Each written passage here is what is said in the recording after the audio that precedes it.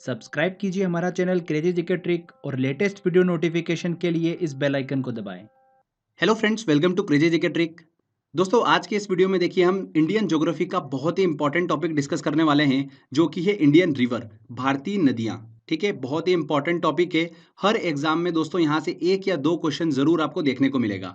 तो वीडियो को पूरा देखिएगा, जिससे कि आपका इंडियन रिवर से एक या दो नंबर जो है वो बिल्कुल पक्का हो जाए। ठीक है, स्पेशली पीएससी एग्जाम में देखिए यहाँ से क्वेश्चन जरूर पूछा जाता है।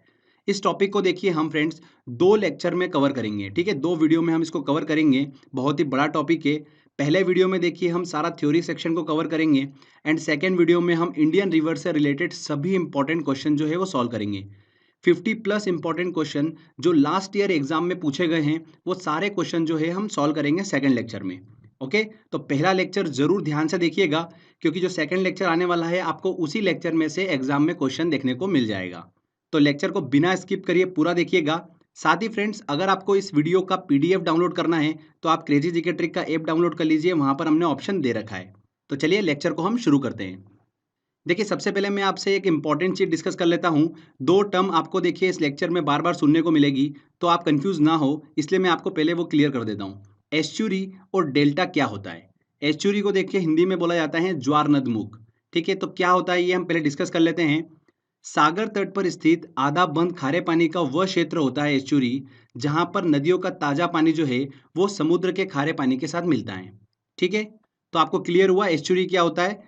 आधा बंद खारे पानी का वह क्षेत्र जहां पर नदियों का ताजा पानी जो है वो समुद्र के खारे पानी के साथ में मिलता है। क्लियर। कौन कौन सी नदियां जो है वो एस्चुरी बनाती है। नर्मदा नदी, ताप्ती नदी, मांडवी नदी, ये जो नदियां हैं ये एस्चुरी मतलब ज्वार नद मुख का निर्माण करती हैं। आगे लेक्चर में मैं आपको क्लियर करूंगा इस चीज को, बस इतना ध्यान रखिए कि एस्चुरी होता क्या है। आगे बात करते हैं। देखिए, डेल्टा जो है ये क्या होता है।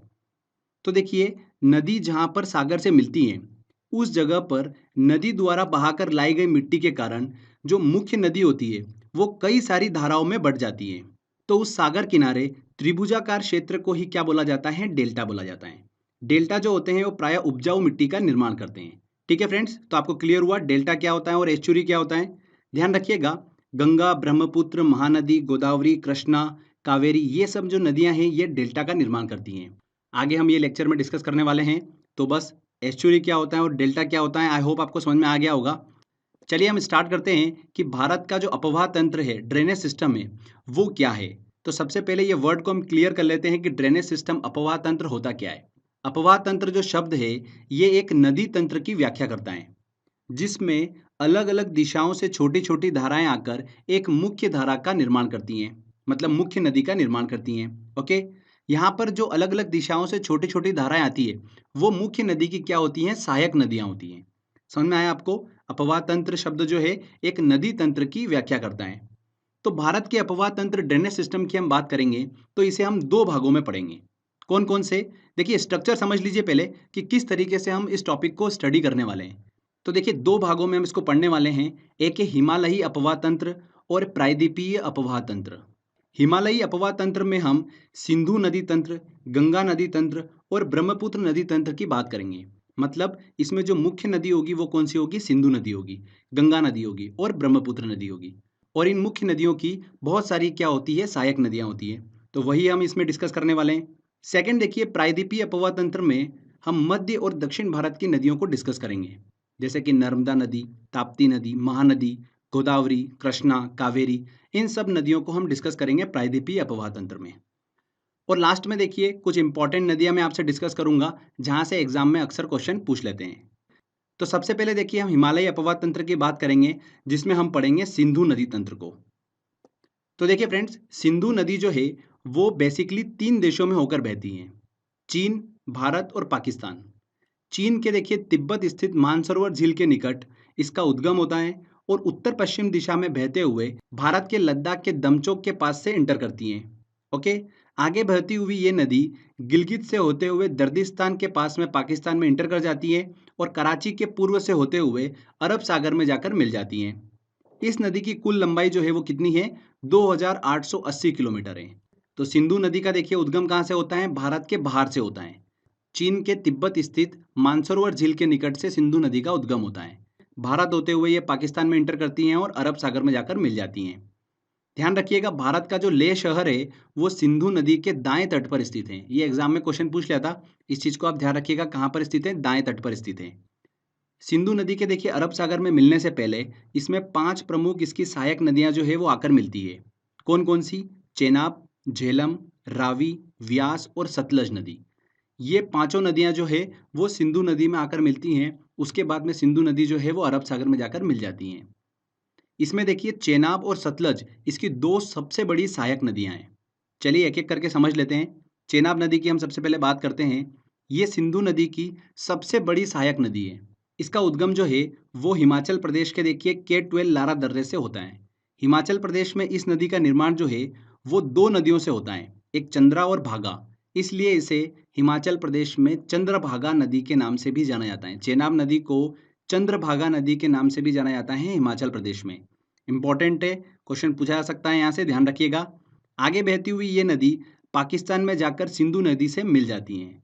सिंधु नदी में मिलने से पहले इसमें झेलम, रावी, सतलज, व्यास नदी आकर मिलती हैं। किसमें? चेनाब नदी में। चलिए कौन सी नदी कहाँ पर मिलती है इस चीज को हम देख लेते हैं। सबसे पहले बात करते हैं झेलम नदी की। झेलम नदी का उद्गम जो है वो कश्मीर घाटी के बेरीनाग के निकट से होता है।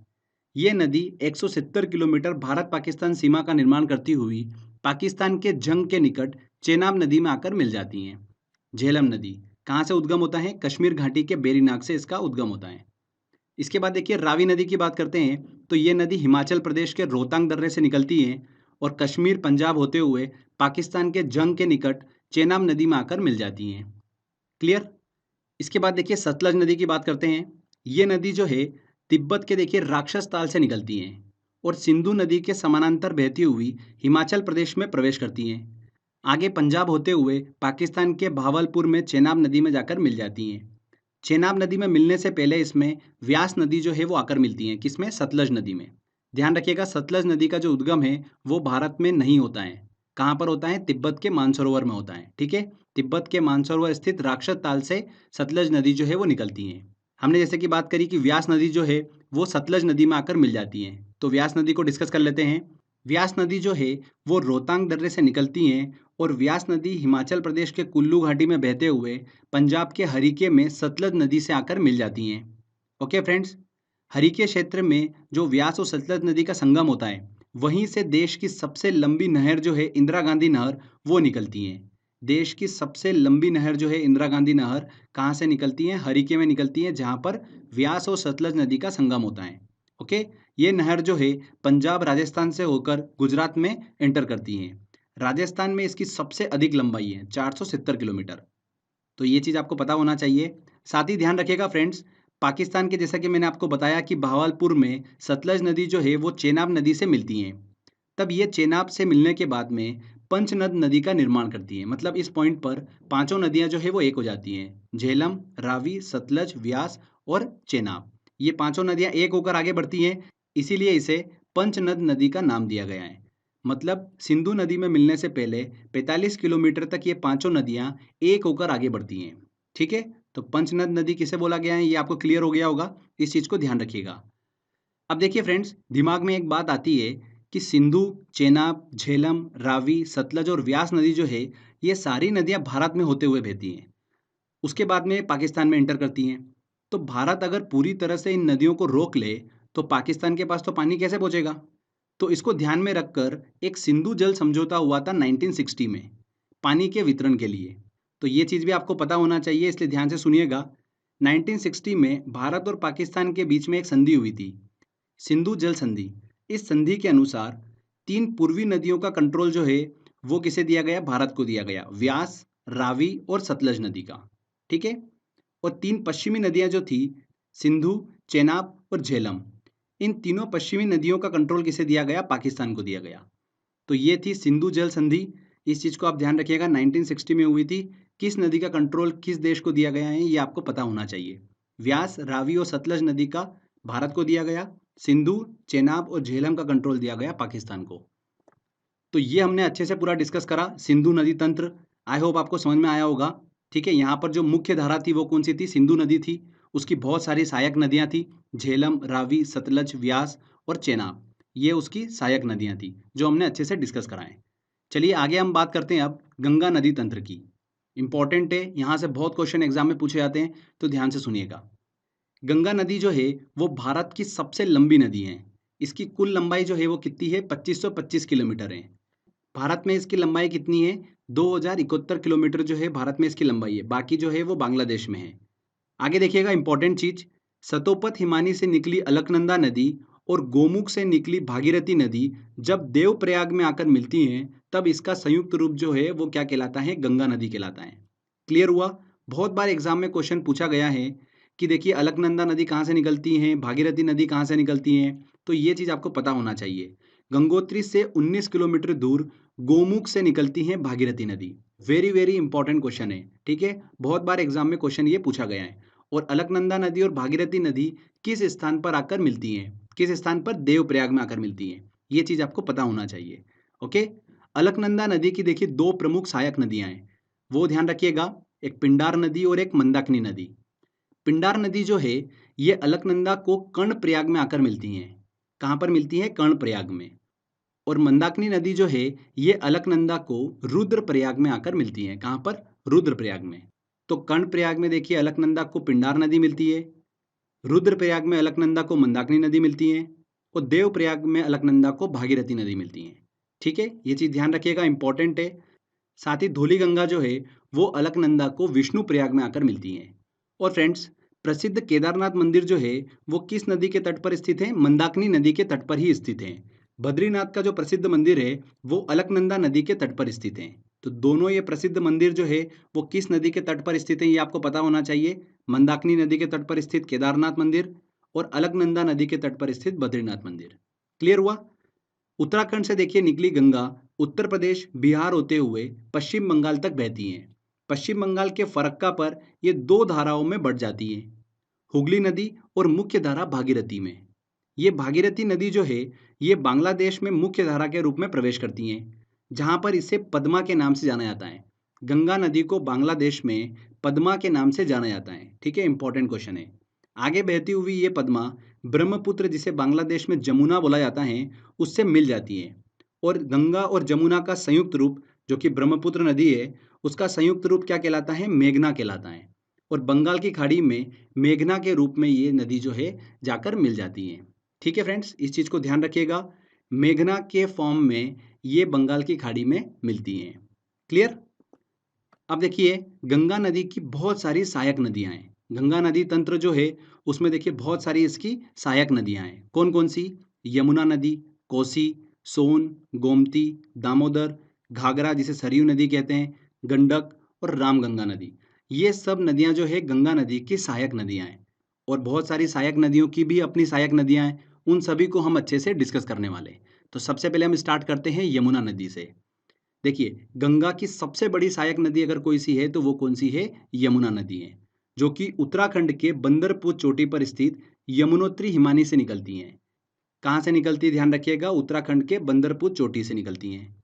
ये नदी उत्तराखंड से हरियाणा और दिल्ली उत्तर प्रदेश से बहते हुए प्रयागराज इलाहाबाद में गंगा नदी से जाकर मिल जाती हैं। कहाँ पर मिलती है यमुना नदी गंगा से, इलाहाबाद मतलब प्रयागराज में आकर मिलती हैं। यमुना नदी का प्राचीन नाम ध्यान रखिएगा, कालिंदी नदी है। क्या नाम है, कालिंदी नदी। अभी देखिए 1-2 साल पहले ये क्वेश्चन पूछ लिया था रेलवे में, तो इस चीज को ध्यान रखिएगा। यमुना नदी जो है इसका भी देखिए एक अपने आप में अपवाह तंत्र है, मतलब इसमें बहुत सारी सहायक नदियां आकर मिलती है यमुना में। उसमें देखिए कौन कौन सी, चंबल नदी, बेतवा नदी, केन नदी, ये नदियां जो है यमुना नदी में आकर मिलती हैं। अब देखिए इनको भी हम डिस्कस कर लेते हैं क्योंकि क्वेश्चन यहाँ से भी बनता है। तो चंबल नदी की सबसे पहले बात करते हैं। ये नदी देखिए मध्य प्रदेश के इंदौर स्थित महू क्षेत्र के जानापाव पर्वत से निकलती हैं। कहाँ से निकलती है, इंदौर से, देखिए मध्य प्रदेश से निकलती हैं। और उत्तर मध्य भाग में बहते हुए ये नदी राजस्थान से होकर उत्तर प्रदेश के इटावा में यमुना नदी से आकर मिल जाती हैं। कौन सी, चंबल नदी। इस नदी की देखिए लंबाई कितनी है, कुल 965 किलोमीटर है। इसके बाद देखिए बेतवा नदी मध्य प्रदेश के भोपाल से निकलती हैं, जो उत्तर पूर्वी दिशा में बहते हुए उत्तर प्रदेश के हमीरपुर में यमुना नदी से आकर मिल जाती हैं। बेतवा नदी भी मध्य प्रदेश से निकलती हैं। ध्यान रखिएगा, एक प्रसिद्ध स्थान सांची जो है वो बेतवा नदी के किनारे पर ही स्थित है। सांची में कई बौद्ध स्मारक हैं। सांची का स्तूप जो है वो अशोक ने 3री शताब्दी ईसा पूर्व में बनाया था। तो सांची जो है वो बेतवा नदी के किनारे पर ही स्थित है। तो ये चीज़ ध्यान रखिएगा। यमुना नदी की हमने डिस्कस करी, देखिए चंबल नदी और बेतवा नदी इसकी सहायक नदियाँ हैं। साथ ही केन नदी जो है वो भी यमुना नदी की सहायक नदी है। इसके बाद देखिए गंगा नदी की अगली हम देखिए सहायक नदी की बात करते हैं, जो कि है कोसी नदी। कोसी नदी जो है ये नेपाल में हिमालय से निकलती हैं और आगे बढ़ते हुए बिहार में प्रवेश करती हैं। ये नदी प्रायः अपना मार्ग जो है बदलने के कारण चर्चा में रहती है। इसमें आने वाली बाढ़ से बिहार में मैक्सिमम टाइम पर तबाही जो है वो देखने को मिलती है। इसलिए इस नदी को बिहार का शोक भी कहा जाता है। बिहार का शोक किसे कहा जाता है? कोसी नदी को कहा जाता है। और अपने मार्ग परिवर्तन करने की वजह से बहुत ज़्यादा चर्चा में रहती है कोसी नदी। ये नदी बिहार के कटिहार में गंगा नदी से आकर मिल जाती हैं। तो कोसी नदी को हमने डिस्कस करा, ध्यान रखिएगा। इसके बाद बात करते हैं देखिए दामोदर नदी की, जो कि गंगा नदी की सहायक नदी है। झारखंड के देखिए छोटा नागपुर पठार से निकलती हैं और पश्चिम में बहते हुए ये हुगली नदी में जाकर मिल जाती हैं। जो हमने बात करी थी कि फरक्का में गंगा नदी जो है वो दो धाराओं में बढ़ जाती हैं, एक हुगली और एक मुख्य धारा भागीरथी में।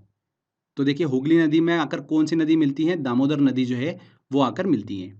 इस नदी में देखिए अचानक आने वाली बाढ़ के कारण इसे बंगाल का अभिशाप भी कहा जाता है। किसे कहा जाता है बंगाल का अभिशाप? दामोदर नदी को कहा जाता है। ध्यान रखिएगा, प्रदूषण के कारण इस नदी को जैविक मरुस्थल के नाम से भी जाना जाता है।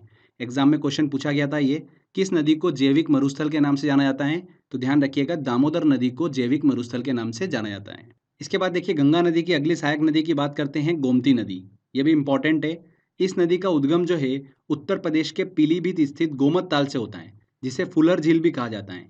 ये गंगा नदी की एकमात्र ऐसी सहायक नदी है जिसका उद्गम मैदान से होता है। ओके, इस चीज़ को ध्यान रखिएगा। पौराणिक मान्यताओं के अनुसार भगवान राम ने जब रावण का वध किया था, तब ब्रह्म हत्या के पाप से मुक्त होने के लिए उन्होंने गोमती नदी में ही स्नान किया था। तो आप सभी को देखिए पता ही होगा ये। तो गोमती नदी ध्यान रखिएगा, बस इतना। गंगा नदी की एकमात्र सहायक नदी जिसका उद्गम मैदान से होता है। इसके बाद देखिए सोन नदी की बात करते हैं। गंगा नदी की सहायक नदी मध्य प्रदेश के अमरकंटक नामक स्थान से निकलती हैं। उत्तर की ओर बहते हुए पटना के निकट गंगा में जाकर मिल जाती हैं। एक इंपॉर्टेंट चीज़ मैं आपको बता रहा हूँ, सोन नदी जैसे कि मैंने आपको बताया उत्तर की ओर बहती हैं, ठीक है। और ऊपर से जो यमुना नदी आ रही है, यमुना नदी और सोन नदी, इन दोनों के देखिए जल विभाजन का काम जो है वो कौन करता है? इन दोनों के बीच में स्थित कैमूर की पहाड़ियाँ। ध्यान रखिएगा, कैमूर की पहाड़ियाँ इन दोनों नदी के बीच में स्थित हैं, जो कि सोन नदी और यमुना नदी के बीच जल विभाजन का काम करती हैं। ये इंपॉर्टेंट चीज़ है, एग्जाम में इस चीज़ को पूछा गया था, तो इस चीज़ को आप ध्यान रखिएगा। सोन नदी और यमुना नदी के बीच जल विभाजन का काम कौन सी पहाड़ियाँ करती हैं? कैमूर की पहाड़ियाँ करती हैं। ओके। इसके अलावा देखिए गंगा नदी की सहायक नदियों में घाघरा नदी आती है, जिसे सरयू नदी के नाम जाना जाता है, और गंडक नदी, जो कि गंगा नदी के बाएं तट पर आकर मिलती हैं। क्लियर? अब देखिए गंगा नदी से रिलेटेड कुछ हम इंपॉर्टेंट पॉइंट डिस्कस कर लेते हैं। एग्जाम में ये क्वेश्चन पूछा जाता है कि कौन सी नदी गंगा नदी के दाएं तट पर आकर मिलती है और कौन सी नदी बाएं तट पर आकर मिलती है। तो इस चीज़ को लेकर कन्फ्यूजन होता है, तो इसको हम क्लियर कर लेते हैं। देखिए गंगा नदी के दाएं तट पर तीन नदियां आपको दिमाग में रखनी है। एक है यमुना नदी, सोन नदी और टॉन्स नदी, ठीक है। ये नदियां जो है गंगा नदी के दाएं तट पर आकर मिलती हैं। ओके।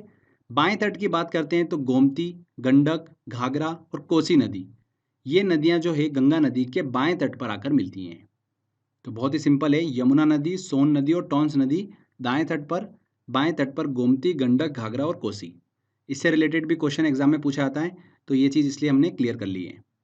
साथ ही फ्रेंड ध्यान रखिएगा, गंगा नदी को 2008 में राष्ट्रीय नदी का दर्जा दिया गया था, और गंगा नदी के किनारे बसा सबसे बड़ा शहर जो है वो कौन सा है? कानपुर है। 2011 की जनगणना के अनुसार हम इसको देख रहे हैं। गंगा नदी के किनारे बसा सबसे बड़ा शहर जो है वो कौन सा है? कानपुर है। गंगा नदी के प्रवाह का क्रम अगर हम देखें तो उत्तराखंड से निकलती हैं, उत्तर प्रदेश होते हुए बिहार में इंटर करती हैं, और फिर पश्चिम बंगाल में इंटर करती हैं, और वहाँ से ये बांग्लादेश में चली जाती हैं। ठीक है फ्रेंड्स, तो ये गंगा नदी तंत्र को हमने अच्छे से पूरा डिस्कस करा है। तो क्वेश्चन जो है इससे बाहर कुछ नहीं जाने वाला है, हमने अच्छे से यहाँ पर क्लियर कर लिया है इसको। आगे बात करते हैं फ्रेंड्स हम ब्रह्मपुत्र नदी तंत्र को। ये भी बहुत ही इंपॉर्टेंट है, यहाँ से देखिए आईएएस एग्जाम में बहुत ज़्यादा क्वेश्चन पूछे जाते हैं, तो इसको भी हम क्लियर कर लेते हैं। ब्रह्मपुत्र नदी जो है ये नदी तिब्बत, भारत और बांग्लादेश से होकर बहती हैं। ये नदी तिब्बत के मानसरोवर झील के निकट से निकलती हैं। ध्यान रखिएगा, ब्रह्मपुत्र, सतलज और सिंधु नदियाँ, ये नदियाँ जो है तिब्बत के मानसरोवर के आसपास से ही निकलती हैं। ठीक है। तिब्बत से निकलने वाली इस नदी को तिब्बत में यरलुंग जंगबो के नाम से जाना जाता है। किस नाम से जाना जाता है? यरलुंग जंगबो के नाम से जाना जाता है। साथ ही इसे तिब्बत में सांगपो के नाम से भी जाना जाता है। दोनों नाम ध्यान रखिएगा, यरलुंग जंगबो और सांगपो के नाम से जाना जाता है ब्रह्मपुत्र नदी को तिब्बत में। जब यह नदी भारत के असम घाटी में प्रवेश करती हैं, तब इसे यहाँ पर ब्रह्मपुत्र के नाम से जाना जाता है। साथ ही ब्रह्मपुत्र नदी को अरुणाचल प्रदेश में दिहांग के नाम से जाना जाता है। जब यह नदी असम घाटी में बहते हुए बांग्लादेश में प्रवेश करती हैं, तब इसे वहाँ पर जमुना के नाम से जाना जाता है। देखिए, तिब्बत में इसे यरलुंग जंगबो और सांगपो के नाम से जाना जाता है। भारत में इसे देखिए अरुणाचल प्रदेश में दिहांग के नाम से जाना जाता है। और जब ये बांग्लादेश में एंटर करती हैं, तब इसे जमुना के नाम से जाना जाता है। ठीक है, बांग्लादेश में इसे जमुना के नाम से जाना जाता है। बांग्लादेश में देखिए ये नदी जो है गंगा नदी मतलब पद्मा नदी के साथ में मिल जाती हैं और गंगा ब्रह्मपुत्र संयुक्त रूप से मेघना के नाम से आगे बढ़ती हैं और विश्व का सबसे बड़ा नदी डेल्टा जो है सुंदरवन डेल्टा का निर्माण करते हुए बंगाल की खाड़ी में जाकर मिल जाती हैं। ठीक है फ्रेंड्स, वेरी वेरी इंपॉर्टेंट है। विश्व का सबसे बड़ा नदी डेल्टा जो है कौन निर्माण करती हैं? गंगा और ब्रह्मपुत्र नदी करती हैं, जिसे सुंदरवन डेल्टा कहते हैं। और लास्ट में ये मेघना नदी जो है बंगाल की खाड़ी में जाकर मिल जाती हैं। क्लियर हुआ आपको? ब्रह्मपुत्र नदी की देखिए सहायक नदियों की बात करते हैं तो जितना मैं आपको बता रहा हूँ सारी इंपॉर्टेंट है, एक भी मत छोड़िएगा। हर एक सहायक नदी से रिलेटेड एग्जाम में क्वेश्चन पूछा जा चुका है। तीस्ता नदी ब्रह्मपुत्र की देखिए सहायक नदी है। कहाँ से निकलती है? सिक्किम से निकलती है।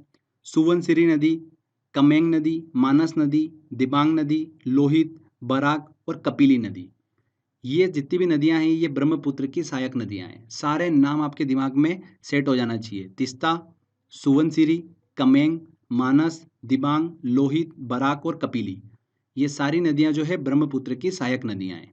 इसमें तीस्ता, सुवनसिरी, कमेंग, मानस और दिबांग नदी जो है वो दाएं तट से आकर मिलती है और लोहित, बराक और दिबांग नदी जो है वो बाएं तट से आकर ब्रह्मपुत्र से मिलती हैं। ओके, कुछ इंपॉर्टेंट पॉइंट डिस्कस कर लेते हैं। तीस्ता नदी का उद्गम कहाँ से होता है? सिक्किम से होता है। पश्चिम बंगाल से होते हुए बांग्लादेश में प्रवेश करती हैं और वहाँ ब्रह्मपुत्र से जाकर मिल जाती हैं। लोहित नदी जो है इसे खून की नदी के नाम से भी जाना जाता है। किस नदी को खून की नदी के नाम से जाना जाता है? लोहित नदी को। बराक नदी जो है ये मणिपुर की पहाड़ियों से निकलती हैं, मणिपुर से होते हुए मिजोरम में एंटर करती हैं, असम होते हुए ये बांग्लादेश में प्रवेश करती हैं और मेघना नदी में जाकर मिल जाती हैं। बराक नदी जो है अरुणाचल प्रदेश में एंटर नहीं करती हैं, ये चीज़ आप जरूर ध्यान रखिएगा।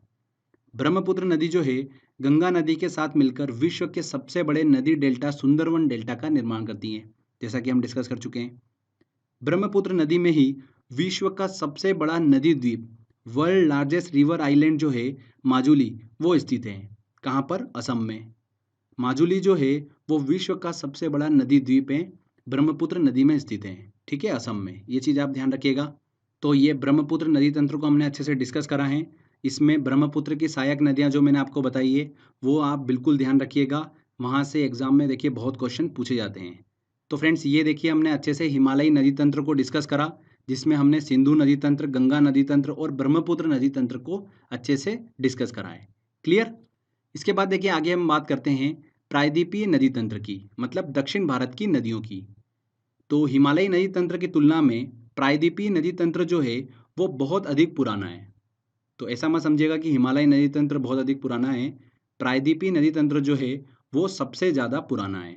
ठीक है, दक्षिण भारत की नदियाँ जो है वो प्राय वृक्षनुमा अपवाह तंत्र का निर्माण करती हैं। किस तरीके का अपवाह तंत्र का निर्माण करती हैं? वृक्षनुमा अपवाह तंत्र का निर्माण करती हैं दक्षिण भारत की नदियाँ। प्रायद्वीपीय नदियों के अपवाह तंत्र में हम देखिए कौन कौन सी नदियों को डिस्कस करेंगे। नर्मदा नदी, ताप्ती नदी, माही नदी, गोदावरी, कृष्णा, कावेरी और महानदी को अच्छे से हम डिस्कस करने वाले हैं।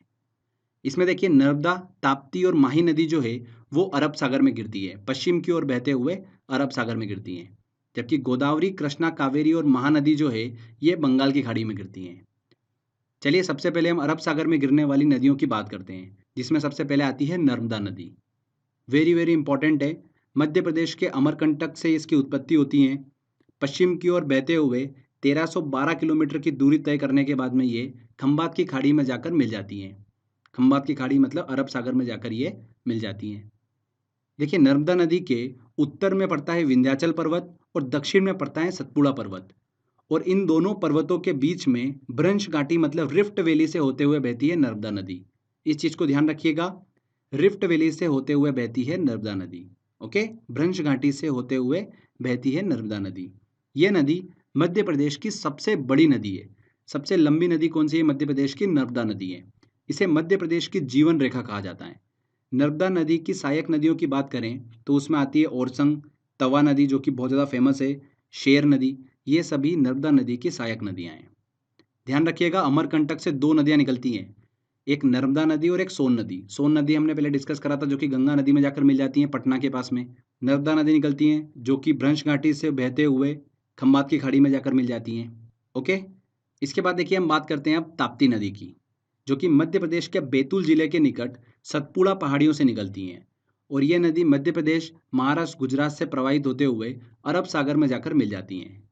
फ्रेंड्स ध्यान रखिएगा, ताप्ती नदी और नर्मदा नदी दोनों नदियां जो है वो भ्रंश घाटी से होते हुए बहती हैं। ठीक है, वेरी वेरी इंपॉर्टेंट पॉइंट है। ताप्ती नदी और नर्मदा नदी जो है ये भ्रंश घाटी से मतलब रिफ्ट वैली से होते हुए बहती हैं। इसके बाद देखिए माही नदी की बात करते हैं। इस नदी का उद्गम मध्य प्रदेश के धार जिले के समीप विंध्याचल पर्वत श्रेणी से होता है। मध्य प्रदेश से देखिए ये पश्चिम की ओर राजस्थान, गुजरात में बहते हुए ये नदी खंबात की खाड़ी में जाकर गिर जाती हैं। माही नदी जो है वो भारत की एकमात्र ऐसी नदी है जो कर्क रेखा को 2 बार काटती है। कौन सी नदी? माही नदी। ठीक है फ्रेंड्स, तो ये हमने अच्छे से डिस्कस करा। नर्मदा नदी, ताप्ती नदी और माही नदी जो है वो पश्चिम की ओर बहते हुए खंबात की खाड़ी मतलब अरब सागर में जाकर मिल जाती हैं। इसमें ध्यान रखिएगा, ताप्ती नदी और नर्मदा नदी जो है वो रिफ्ट वैली मतलब भ्रंश घाटी से होते हुए बहती हैं।